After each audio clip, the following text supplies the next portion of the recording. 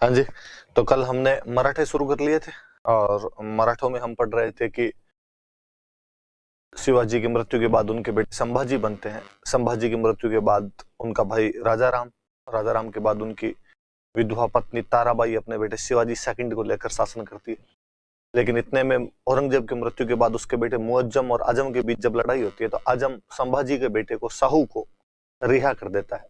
तो शाहू और उसकी चाची ताराबाई के बीच में खेड़ा का युद्ध होता है और खेड़ा के युद्ध के बाद में शाहू जीत जाता है, सतारा में छत्रपति बनता है और ताराबाई शिवाजी सेकंड के बेटे संभाजी सेकंड को लेकर या शंभूजी को लेकर कोल्हापुर चली जाती है। शाहू में इतने लखन थे नहीं तो उसके शासनकाल में पेशवाओं की शक्ति में वृद्धि हुई। पहले बड़े पेशवा जिनका हम नाम सुनते हैं वो थे बालाजी विश्वनाथ 1713 से 1720। खेड़ा के युद्ध में शाहू का साथ दिया था कोंकण के चित्पावन ब्राह्मण थे, कर संबंधी मामलों में अपने स्पेशलाइजेशन रखते थे। शाहू 1708 में पहले उनको सेना करते बनाता है जिसका काम होता था सेना को यूनाइट रखना और 1713 में उन्हें पेशवा बना देता है। 1719 में पेशवा की तरफ से फर्रुखशेर के प्रतिनिधि हुसैन अली खां के साथ संधि करते हैं जिसके तहत मराठों का पूरा स्वराज जो शिवाजी ने बनाया था वो दे दिया गया। नए जीते गए क्षेत्र जैसे हैदराबाद, बरार, खानदेश, गोंडवाना भी मराठों को दे दिए गए। मराठों को पूरे साउथ से चौथ और सरदेश मुखी लेने का अधिकार दिया गया। शाहू के सभी रिश्तेदार रिहा कर दिए गए। मराठे मुगलों को चौथ और सरदेश मुखी लेने के बदले में हर साल 10 लाख रुपए देंगे और जब भी जरूरत पड़ेगी तो 15,000 सैनिकों की सहायता दी जाएगी। पर मराठे कोल्हापुर में रह रहे शंभूजी या संभाजी सेकंड को परेशान नहीं करेंगे। रिचर्ड टेम्पल कहते हैं कि संधि मराठों के लिए मैग्ना कार्टा थी। उसके बाद उनके बेटे बालाजी विश्वनाथ के बेटे बाजीराव प्रथम पेशवा बनते हैं 1720 से 1740 तक, जिन्हें हम फाइटर पेशवा या वॉरियर पेशवा या सोल्जर पेशवा के नाम से जानते हैं। The second founder of Maratha empire, founder of Hindu Pad Patshahi, protector of cow and brahmins. Shivaji की जो गुरिल्ला टैक्टिक ऑफ वारफेयर थी उसी को फॉलो करता है वो बंदा। पालखेड़ा के युद्ध में 1728 में हैदराबाद के निजाम चिनकिलीज खान को हराकर उसके साथ मुंगी सिव गांव की संधि करता है। ओरछा के राजा छतरसाल बुंदेला को मोहम्मद खां बंगस के खिलाफ सहायता देता है। वह छतरसाल बुंदेला से सागर, कालपी, झांसी और हरदे नगर की जागीरें प्राप्त करता है। पुर्तगालियों से सालसेट व बसीन छीन लेता है। जंजीरा के सिद्धियों पर अपना नियंत्रण स्थापित करता है। 1737 में दिल्ली पर आक्रमण कर मोहम्मद शाह रंगीला को दिल्ली छोड़ने के लिए मजबूर कर देता है और मोहम्मद शाह रंगीला द्वारा भेजे गए निजाम को भोपाल के युद्ध में पुनः परास्त कर देता है। उसने शाहू को कहा था कि अब समय आ गया है कि मुगल रूपी जो विदेशी हमारे देश में कब्जा किए बैठे इनको यहां से निकाल दे तथा हिंदुओं की अमर कीर्ति प्राप्त करें। इस खोखले वृक्ष जिसकी जड़ें खोखली हो चुकी है, इसके तने पर प्रहार किया जाए तो शाखाएं अपने आप गिर जाएगी। हम मराठों का झंडा अटक से कृष्णा नदी तक फैला देंगे। शाहू रिप्लाई में कहते हैं कि निसंदेह आप योग्य पिता के योग्य पुत्र और मुझे पूरा विश्वास है कि आप मराठों का झंडा हिमालय के पार गाड़ दोगे। आगे और कौन कौन पेशवा बने थे उनके बारे में पढ़ते हैं। बालाजी बाजीराव के बेटे हैं। बालाजी विश्वनाथ का बेटा बाजीराव का जो बेटा है वो बालाजी बाजीराव 40 से 61 के बीच में नाना साहिब के नाम से फेमस थे। नाना बोलते थे इनको, नाना साहिब बोलते थे। ये याद रखने वाली सी बात है कि कौन से पेशवा को नाना साहिब कहा जाता था, तो बालाजी बाजीराव को। यदि आपने बाजीराव मस्तानी देखी है तो उसमें प्रियंका चोपड़ा का बड़ा बेटा, जिसे प्रियंका चोपड़ा नाना कहकर ही पुकारती है, जो बाद में मस्तानी को गिरफ्तार करता है, अपने पापा की गर्लफ्रेंड को गिरफ्तार कर लेता है, वो नाना साहिब या बालाजी बाजीराव यही है। अब जब बालाजी विश्वनाथ के बाद में बाजीराव बने थे तो एक तय हो गया था कि पेशवा का पद हेरिडिटरी होता जा रहा है, पेशवा का पद वंशानुगत होता जा रहा है कि अगला पेशवा कौन बनेगा कि पिछले पेशवा का बेटा। यहां फिर इस बात को वेरीफाई किया गया कि बाजीराव के बेटे बालाजी बाजीराव को अगला पेशवा बना दिया गया। पर फिर भी ऐसा माना जाता है कि वह छत्रपति बना रहा है। हालांकि छत्रपतियों के हाथ से पावर निकल चुकी है, छत्रपतियों के हाथ में पावर नहीं है। अब तो शाहू की भी डेथ हो चुकी है। शाहू का फिर भी ये पेशवा थोड़ा बहुत सम्मान किया करते थे। अब एक नए छत्रपति बने हुए राजाराम सेकंड, इनको तो पेशवा कुछ समझते ही नहीं थे। तो कहा कि अब भाई साहब बाकायदा रिटर्न ऑथराइज्ड किया जाए कि पेशवा का जो पद है वो हेरिडिटरी किया जाता है, वंशानुगत किया जाता है।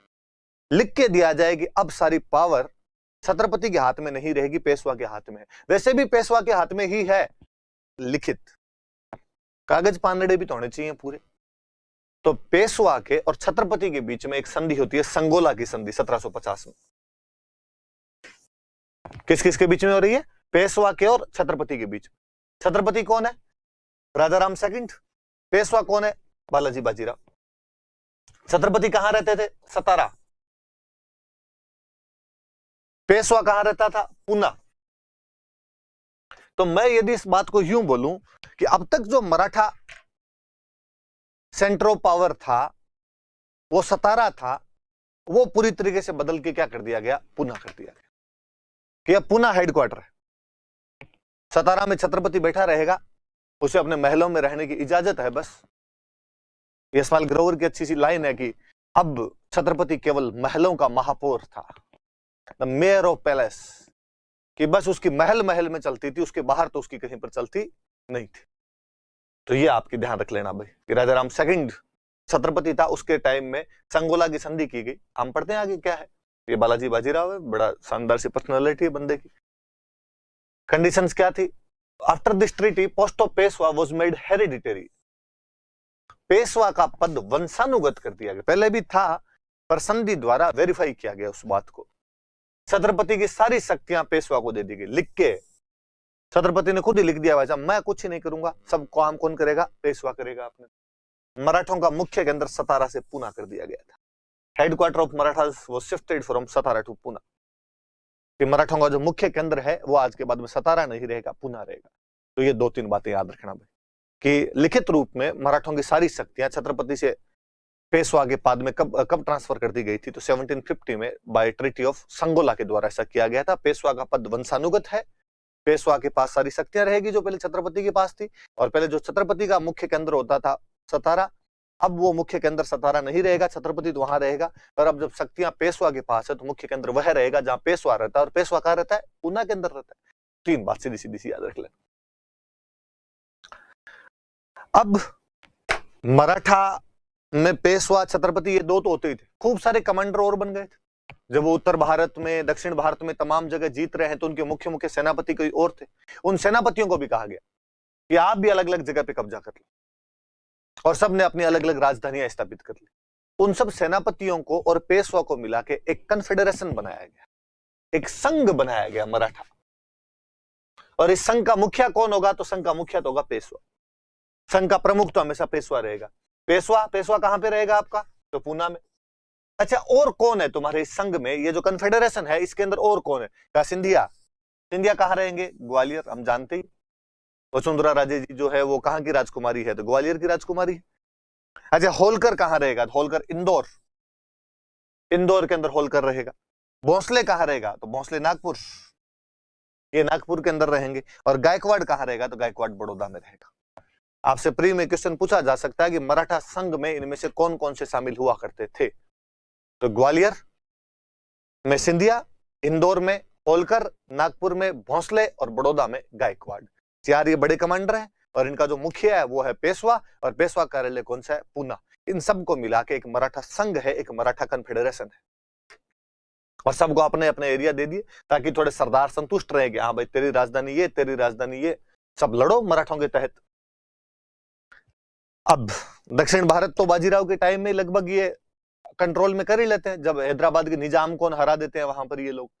मुगलों का राज तो बालाजी विश्वनाथ के टाइम में इन्होंने खत्म कर दिया था साउथ के अंदर। फिर हमने और पढ़ा था कि बाजीराव के टाइम में तो ऊपर की तरफ जाने लग गए थे, गुजरात की तरफ, इधर आक्रमण करना इन लोगों ने शुरू कर दिए थे। बॉम्बे वाले जो सालसेट बसीन वाला इलाका था यहां पर बाजीराव आ गया था। तो दक्षिण भारत तो लगभग इनके कंट्रोल में आ चुका था। अब बचा उत्तर भारत। अब ठेठ आगे तक पहुंचे, पंजाब और मुल्तान। अब मराठे वास्तव में शक्तिशाली हो रहे थे। जिस बाजीराव ने ये सपना देखा था कि हम अटक से कटक तक मराठों का झंडा फहराएंगे, बाजीराव तो ये सपना पूरा नहीं कर पाए, लेकिन उनके बेटे बालाजी बाजीराव ने वाकई अटक से कटक तक मराठों की दुदुम्बी बजाकर रख दी थी। मुल्तान और पंजाब और मुल्तान से भी चौथ लेके आ गए थे, ठेठ वहां से एकदम बॉर्डर से।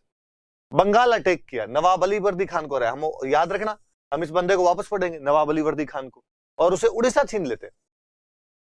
उसके पास पहले बंगाल, बिहार, उड़ीसा था, तो उड़ीसा को छीन लिया था उस टाइम मराठों ने। यहां पर मुगल बादशाह से 50 लाख रुपए लेके आ गए। पावर देखिए आप, मुगल बादशाह के पास, हालांकि ये इसमें लिखा हुआ है कि चौथ प्राप्त किया, अपने इसको यूं याद रखना, इन्होंने लिखने में से लिख दिया होगा, अपने इसको यूं याद रखना कि मुगल बादशाह के पास गए, मुगल बादशाह कहा कि हम तेरी रक्षा करेंगे। मुगल बादशाह ने कहा किससे, हमसे, हम दोबारा नहीं आएंगे, तू 50 लाख रुपए दे दे, तेरे पे कोई अटैक होगा तो हम देख लेंगे। अरे अटैक करता कौन है, तुम ही तो हो अटैक करने वाले अपने आप में। पर मुगल बादशाह ने इनको 50 लाख रुपए दे दी। कुल मिला के मुगल बादशाह भी किसके अंडर में है, मराठों के। तो भारत की शक्ति का मुख्य केंद्र कौन बना हुआ, मराठा बना हुआ है। अब जो भारत की शक्ति का केंद्र है वो दिल्ली नहीं है, शक्ति का केंद्र क्या बना हुआ है, पूना, और पूना के अंदर कौन रहता है, पेशवा। ये दो बातें, एक तो पंजाब और मुल्तान से टैक्स लेना और एक मुगल बादशाह को अपने अंडर में लेना। दो बातों में लफड़ा ये हुआ कि जब आप पंजाब और मुल्तान से टैक्स लेके, पंजाब मुल्तान का मतलब ठेठ पाकिस्तान तक चले गए, मुल्तान पाकिस्तान के अंदर आता है, और पंजाब भी अपने पास तो थोड़ा सा है, पाकिस्तान के पास ज्यादा है, ठेठ वहां तक गए। अब जब आप पाकिस्तान के पास तक चले गए तो आगे क्या है, अफगानिस्तान। अफगानिस्तान का राजा हुआ करता था अहमद शाह अब्दाली। अब अब्दाली के और मराठों की बाउंड्री कहीं ना कहीं आपस में टकरने लगी। अब्दाली चाहता है कि पंजाब के अंदर मेरा वर्चस्व रहे, इधर ये लोग चाहते हैं, मराठे चाहते हैं कि पंजाब तक अपना वर्चस्व रहे, हम तो अटक से कटक तक मराठों का झंडा फहराएंगे। अटक पाकिस्तान में पड़ता है। फिर दूसरा, जब मुगल बादशाह से 50 लाख रुपए लेके गए तो जो मुगल बादशाह के आसपास के मुस्लिम सरदार थे, उनमें भी बेसिकली जो पठान थे, अफगान थे, उनको लगना शुरू हुआ कि ले यार, हमारा तो नियंत्रण ही खत्म होता जा रहा है। इससे पहले अहमद शाह अब्दाली के दबाव में मुगल बादशाह के चारों तरफ सारे अफगान ही अफगान रहते थे, सारी बड़ी बड़ी जागीरें, बड़े बड़े पद उन अफगानों को दिए हुए थे, वरना उधर से अहमद शाह अब्दाली धमकाता था, मैं मारूंगा तुम लोगों को। अब अहमद शाह अब्दाली वाले बंदे अलग, अब मराठों ने अपने बंदे सेट करने शुरू किए, पंजाब मुल्तान में उनके बंदे, मुगल बादशाह के पास में उनके बंदे। तो यहाँ वाले जो मुस्लिम थे बाकी, जिनको पदों से हटाया गया था, उन्होंने अहमद शाह अब्दाली को कहा कि भाई मजहब नाम की भी कोई चीज होती, ये हिंदू मार रहे हैं बैठे बैठे। मुगल बादशाह तो बेलखना हो गया, मुगल बादशाह तो खुद इनके अंडर के अंदर आ गया, और ये चारों तरफ एकदम हिंदुओं का राज स्थापित कर देंगे, और तू कैसे न कैसे कर। तो अहमद शाह अब्दाली अपने भाइयों की सहायता भी करना चाहता था। तो मराठों के अब्दाली के बीच में अब कहीं ना कहीं टसल होनी शुरू हो गई थी। अभी पढ़ेंगे। तो एक मैं बात और बताऊं थोड़ी सी इससे पहले, जब ये पंजाब और मुल्तान तक जाएंगे तो बीच में मध्य प्रदेश, राजस्थान भी आएंगे। तो पंजाब और मुल्तान से चौथ लेके आए तो बीच वालों को भी इन्होंने बख्शा नहीं, अपने राजस्थान में धाड़े मारने शुरू किए इन लोगों ने। हालांकि राजस्थान में आने तो 1711 के आसपास से शुरू हो गए थे, कि मालवा के टच करता हुआ अपने जो मेवाड़ का इलाका था वहां से इन्होंने चौथ लेनी शुरू कर दी थी। पर अब तो बहुत ढंग से, पर बाजीराव का फिर भी था कि भाई हिंदू पद पादशाही की स्थापना करनी है, तो हिंदुओं को कम डिस्टर्ब किया उसने। बालाजी बाजीराव के टाइम में अब साउथ वाले मुसलमानों से सबसे टैक्स लेके आगे, अलीवर्दी खान को हरा चुके हैं, उधर हैदराबाद वाले निजाम को ये सब हरा चुके हैं। अब किसके पास जाए, तो अब हिंदू बचे, तो अब हिंदुओं वाले क्षेत्रों में अटैक करने शुरू किए। तो जिस हिंदू पद पादशाही को बाजीराव स्थापित करना चाहता है, उसका नुकसान किसी ने पहुंचाया, उसका किसी ने पतन किया, तो बालाजी बाजीराव था। और मराठों ने 1740 से 1760 वाला जो था, इसमें अपने राजस्थान में खूब सारे अटैक वगैरह इधर उधर किए। सब लोगों से कहीं ना कहीं ये कभी किसी किले को घेर लेते, कभी किसी किले को घेर लेते, पैसे लेके जाया करते थे। और थोड़ा बहुत याद आए तो अपने तो ईश्वरी सिंह और माधो सिंह वाली जो लड़ाइयां हैं, वो इसी दौरान की जो लड़ाइयां, 47-48 के आसपास की लड़ाइयां, सिंधिया, होलकर, पेशवा, सब उनके अंदर कहीं ना कहीं भाग ले रहे हैं, सब कुछ ना कुछ पंगे कर रहे हैं यहां पर। तो इधर मराठों की अपने यहां पर किसी से नहीं बन रही, सब लोगों से वो चौथ ले रहे हैं। मुगल बादशाह तक से ललित, बाकियों को तो बख्शी क्या रहे थे। तो अब अहमद शाह अब्दाली के साथ में उनका लड़ाई होती है, जिसे हम पानीपत के तीसरे युद्ध के नाम से जानते हैं, थर्ड बैटल ऑफ पानीपत के नाम से जानते हैं।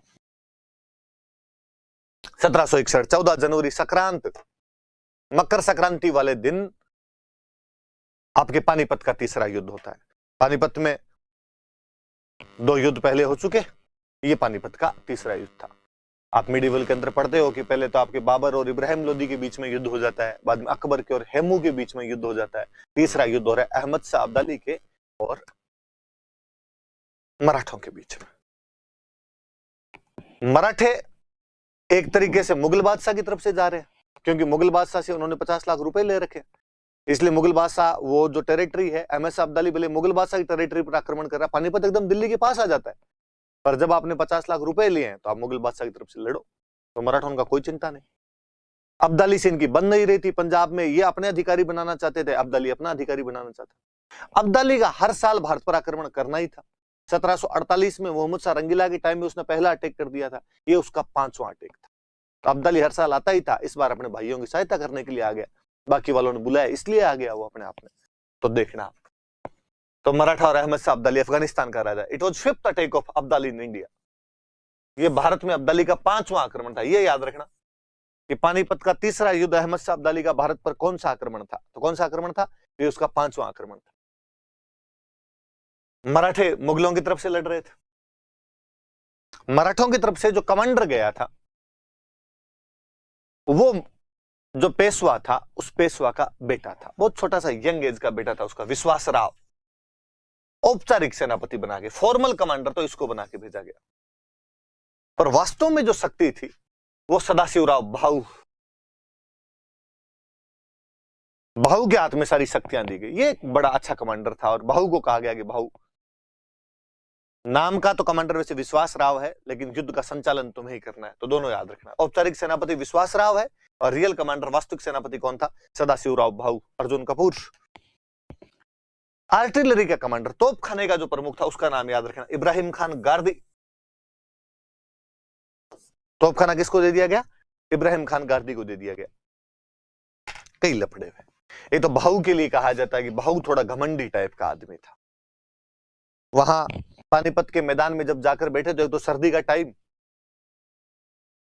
अब्दाली पहले आके बैठ गया था। तो अब्दाली जिस जगह पर कैंप लगा रखे थे वो जगह थोड़ी ऊंची थी, मराठे जिस जगह पर जाके बैठे वो जगह थोड़ी नीची थी। फिर ज्यादातर जो भारत के मुस्लिम थे अब्दाली के पक्ष में, उन लोगों ने बुलाया था। तो ये जहां मराठे बैठे थे इंडिया वाली साइड में बैठे, ये वो उधर वाली साइड में बैठा था। तो इनके पीछे बाकी जितने मुस्लिम राज्य थे उन्होंने घेरा बनाया और मराठों की रसद रोक दी। मराठों की सप्लाई हथियारों की, खाने पीने की, जो भी पीछे से आती थी वो बाकी राज्यों ने रोक दी। तो हिसाब तो ये कहता है कि जब सारे मुसलमान अहमद शाह अब्दाली के पक्ष में हो गए तो सारे हिंदुओं को किसके पक्ष में होना चाहिए था, मराठों के। पर हिंदू मराठों द्वारा ही तंग थे उन दिनों में। तो राजस्थान वाले सारे तंग थे, इन्होंने कोई सहायता नहीं की। पंजाब वाले भी सहायता नहीं कर रहे, सिखों ने भी सहायता नहीं की, इसलिए मराठे उसमें अकेले और पड़ गए। उल्टा ही अपने वाले, बाकी वाले तो वेट एंड वॉच में थे, यार देखो क्या होता है। तो ये कोई मराठों की सहायता करने के लिए गए नहीं, और जाते भी क्यों, वो इनके द्वारा ही तंग थे। महाराज सूरजमल ने इनको कहा मराठों को कि यार मराठों की क्या था कि जब इतने साल तक ये अटैक कर रहे थे तो इतनी विशाल सेना होती थी कि किसी में, भारत में तो दम ही नहीं बचा था कि इनका मुकाबला करते। इसलिए ज्यादातर बार तो यह होता था कि मराठे कहीं आक्रमण करते, अगले से रुपए मांगते और अगला रुपए दे दिया करता था। इसलिए मराठों को इतना घमंड था कि यार हमारे से तो लड़ने की औकात ही किसकी है। इसलिए मराठों की सेना में सैनिक तो जाने लग गए कम,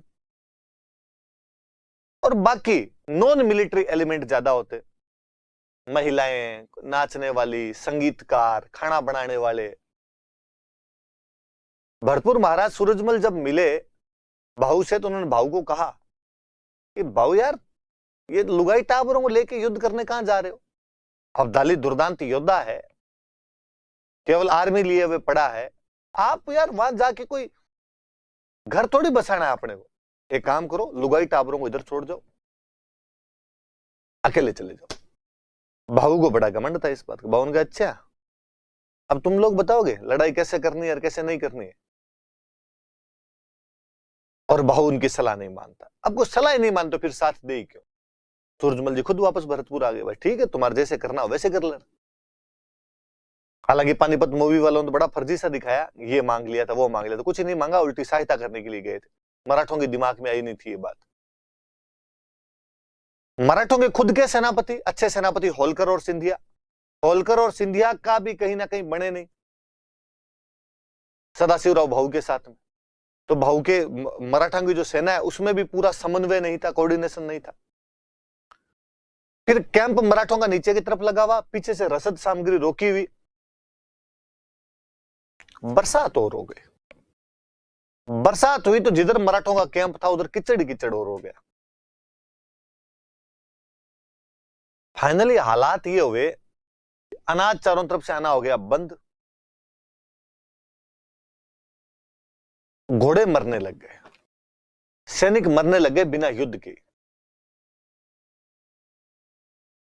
भाऊ युद्ध करने की अनुमति नहीं दे रहा। भाऊ देखे कि थोड़ा वेट एंड वॉच देखते हैं। तो सैनिकों ने आके भाऊ को कहा कि भाऊ अब लड़ लेने दे, भूख से मरेंगे इससे अच्छा लड़के मरेंगे। भूख से मर रहे हैं, कीचड़ की वजह से मलेरिया फैल गई है इसकी वजह से मर रहे हैं, ये घोड़ों के मरने से दुर्गंध हो गई है इसकी वजह से मर रहे हैं, अब लड़ने दे। 14 जनवरी कहा गया कि लड़िए। मराठों का तोप खाना और इस कीचड़ के अंदर फंस गया। इब्राहिम खान गार्दी अपने उन भारी तोपों को निकाल ही नहीं पाया था। निर्णायक रूप से मराठों को हरा दिया गया था। शायद ही महाराष्ट्र का कोई परिवार बचा होगा जिसका कोई व्यक्ति इस युद्ध के अंदर शहीद नहीं हुआ होगा। हालांकि अहमद शाह अब्दाली को भी खूब ही नुकसान हुआ, वो युद्ध तो जीत लेता है लेकिन वह भी आगे नहीं बढ़ पाया। फिर युद्ध जीत के बेचारा चुपचाप उधर पंजाब में अपनी लूट मार कर कुरा के उधर चला गया था। हालांकि एक बहुत बुरा हुआ कि मराठों के जो महिलाएं और बच्चे थे वो घेरे के अंदर फंस गए और कहते हैं अहमद शाह अब्दाली उनको ले गया था। ये बाहर वाले आक्रांता जितने आते थे इनका टारगेट ही महिला और बच्चे हुआ ही करते थे। हमेशा महिलाओं बच्चों को उठा के लेके जाना वो होता ही था। वो भारतीय संस्कृति को समझते ही नहीं थे, भाई यहां महिलाओं बच्चों का भी सम्मान होता है कि युद्ध में इन्हें नहीं मारते, ऐसी कोई बात ही नहीं थी। अभी जो थोड़े दिन पहले युवराज सिंह वाले पापा योगराज सिंह विश्वमन कर रहे थे तो बोल रहे थे कि हिंदुओं दी कुड़ियां नु अब्दाली टक्के टक्के से लेके गया सी, इसी की बात कर रहे थे। मुझे लगा कम से कम इन्होंने एक सच्चाई की तरफ इशारा तो किया। खूब गलत बात थी, ऐसा नहीं बोलना चाहिए था, पर आपने बताया तो सही कि अब्दाली कितना बुरा था, उसने क्या कांड किया उसकी तरफ तो इशारा हुआ कम से कम। तो पानीपत के तीसरे युद्ध में मराठों को भयंकर तरीके से हरा दिया गया था। विश्वासराव, सदाशिवराव भाऊ सब मर गए थे। वो मस्तानी का बेटा शमशेर बहादुर इस युद्ध में बहादुरी के साथ ही लड़ता हुआ मारा गया था। बहुत शानदार तरीके से लड़ा था वो भी इस युद्ध में। कहते हैं पेशवा के पास तो समाचार तक नहीं पहुंच रहे थे, इतना पीछे जो बाकी अफगान थे उन लोगों ने घेरा बना दिया था। कोई एक बंजारा समझते हो आप, सामान बेचने वाला, कोई बंजारा उधर पूना की तरफ गया तो पेशवा ने पूछा उससे कि यार हमारे वाले युद्ध करने के लिए गए थे, क्या समाचार है। बंजारे को बड़ा आश्चर्य हुआ कि पेशवा को अभी तक पता भी नहीं है कि हम भयंकर तरीके से हार गए। पर बंजारे को लगा यदि मैंने अब बता दिया तो पता नहीं क्या रिएक्शन हो बंदे पे अचानक ये सुन के सब। तो कोड वर्ड के अंदर बोलता है कि 2 मोती विलीन हो गए, 2 पर्ल डायमंड आपके विलीन हो गए, समुद्र में मिल गए वापस। कहने का मतलब था तुम्हारे दोनों कमांडर विश्वासराव और सदाशिवराव भाऊ मारे गए। 22 सोने की मुहरें गायब हो गई है, मतलब 22 और अच्छे अच्छे कमांडर तुम्हारे मरे हैं। चांदी और तांबे की तो गिनती भी नहीं की जा सकती। सैनिक तो कितने मरे हैं गिनना संभव नहीं है। पेशवा को इस समाचार को सुनकर हार्ट अटैक आ जाता है। पेशवा इस समाचार को सुनकर ही मर जाता है।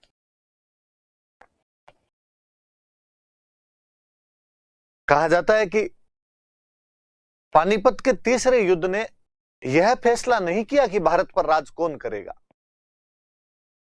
बल्कि यह फैसला कर दिया था कि भारत पर राज कौन नहीं करेगा। जो मुगलों के पॉलिटिकल वैक्यूम को लेने के लिए तैयार हो रहे थे, इस युद्ध ने यह स्पष्ट कर दिया कि मराठे भारत पर राज नहीं कर पाए। एक और अच्छा स्टेटमेंट है कि इस युद्ध से मराठे पूरी तरीके से समाप्त तो नहीं हुए, पर भली भांति कुचल जरूर दिए गए थे। हालांकि थोड़े दिनों बाद एक बार फिर वो तैयार हो रहे थे, पर इस बार उनको कुचलने के लिए अंग्रेज तैयार थे। यदि मराठे पानीपत के तीसरे युद्ध में नहीं हारे तो शायद वो अंग्रेजों की जड़ें भारत के अंदर नहीं जमने देते। वो अटक से कटक वाला अपना पूरा राज्य तो स्थापित कर जाते, पर वो इस युद्ध से इतने कमजोर हुए कि जब तक वापस रीऑर्गेनाइज हुए अंग्रेजों को संभलने का पूरा मौका मिल गया था। एक और अच्छा स्टेटमेंट है कि पानीपत के तीसरे युद्ध में उस पक्ष को सबसे अधिक फायदा हुआ था जो युद्ध के मैदान में नहीं था, अंग्रेज। कि जब इंडियन सब कॉन्टिनेंटल की दो महत्वपूर्ण शक्तियां आपस में लड़ भिड़ कर एक दूसरे को कमजोर कर रही थी, अफगान और मराठे, तब अंग्रेजों का गवर्नर क्लाइव वापस लंदन जा रहा था इस बात पर चर्चा करने के लिए कि भारत में ईस्ट इंडिया कंपनी के साम्राज्य का स्वरूप क्या होना चाहिए।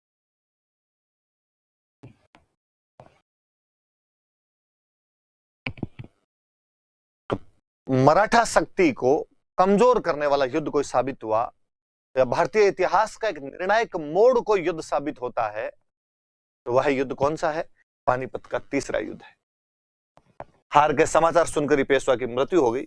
इस युद्ध में मराठों की निर्णायक हार हुई थी। सिडनी ओवेन कहते हैं, जो मैं स्टेटमेंट बता रहा था, the Maratha power was for the time shattered to atoms and though the hydra headed monster was not killed, इसे मराठा शक्ति कुछ काल के लिए चूर चूर हो गई, यद्यपि यह बहुमुखी दैत्य मरा तो नहीं। It was so effectually squashed that it remained practically constant until great British statesmen were in a condition to cope with and ultimately to master and disintegrate it. परंतु इतनी भली भांति कुचला गया कि यह लगभग सोया रहा, और जब यह जागा तो अंग्रेज इसे निपटने के लिए तैयार थे और अंत में इसे जीतने तथा समाप्त करने में सफल हुए। एक अंग्रेजी इतिहासकार का स्टेटमेंट है कि जब यह युद्ध नहीं हुआ होता तो मराठा दैत्य कुचला नहीं जाता, और वो कुचला नहीं जाता तो अंग्रेजों को तैयारी का मौका नहीं मिलता, और अंग्रेजों को तैयारी का मौका नहीं मिलता तो शायद अंग्रेजी राज की जड़ें भारत में स्थापित नहीं हो पाती। पर इतिहास तो और शायद के लिए बना ही नहीं है, इतिहास वही है जो हमारे सामने है। ऐसा हुआ जो मराठों के लिए बहुत घातक रहा, जिसने अंग्रेजों को भारत में जड़ें जमाने का मौका दे दिया था।